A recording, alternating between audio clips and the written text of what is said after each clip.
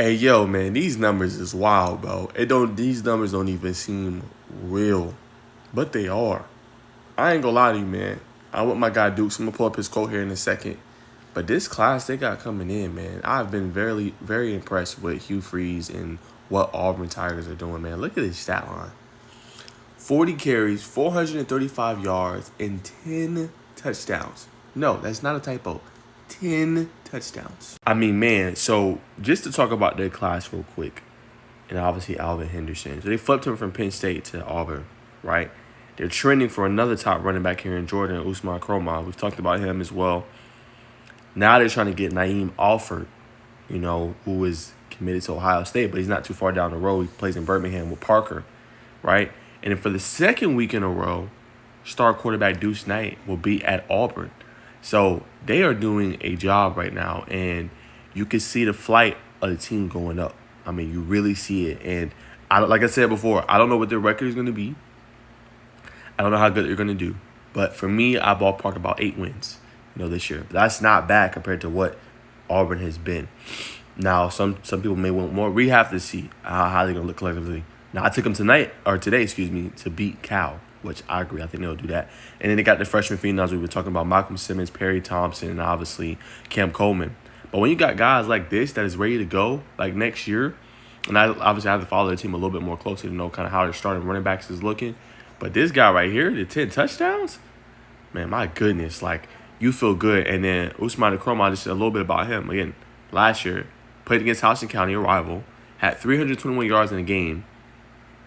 And I think he had 4 touchdowns on a strained calf. I said it again, a strained calf. So these are the kind of guys that Auburn is about to bring in or trying to bring in into their program. That is incredible. So obviously shout out to Alvin Henderson for that type of performance, man. You don't see games like that every day, especially for high school, man. But being able to be the bell cow and being able to rush for that many yards, man, is incredible. He's probably going to mess around and have a 2,000-yard season in high school.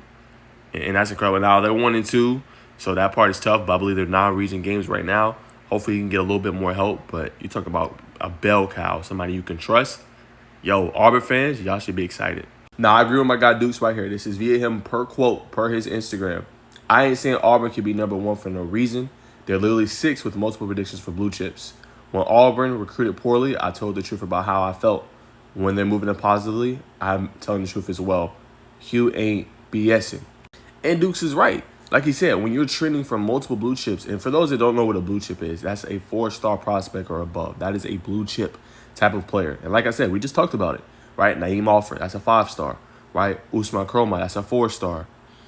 Deuce Knight, that's a 4-star. So these are blue chip guys. And like you said, they're not messing around. And then I think, too, you got to credit also the new recruiting guy they brought in, Kenyatta Watson, right? He was having pretty good recruiting classes as well with Georgia Tech. Were they top 5? Were they top 10? No. But then you see the trajectory. And you see why Georgia Tech is kind of moving up as well as a comparison. That's where his last stop was. And now, even though this was not under him for Kenyatta, but they landed Josh Petty. But you have to have the trajectory of moving up as a team, and you have to be able to have some recruiting wins. And Georgia Tech was starting to get that while Kenyatta was there.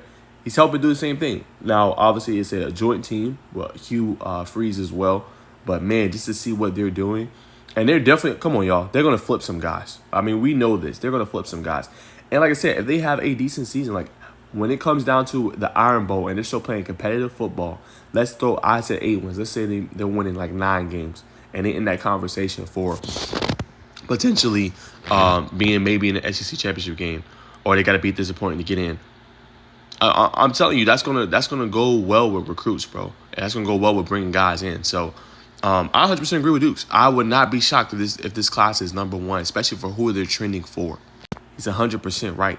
And like I said, for Auburn, y'all got to be excited, man. Like seeing this young crop of talent coming in, this dominant 2025 class. Also have Jared Smith, who's obviously a stud, Malik Autry. Like, y'all got dudes, and y'all finna get more dudes. So, like I said, he ain't playing around. And what I like, too, of what Hugh Freeze is doing, he's getting guys, and you're playing early, right? Like, if you're doing what you're supposed to be doing in the classroom, you're doing what you're supposed to do on the practice field, you're watching your film, you go into the meetings, you're being prepared, you're going to get a play. And we're seeing that with the young guys at the wide receiver spot as an example. So I'm going to follow this team more closely.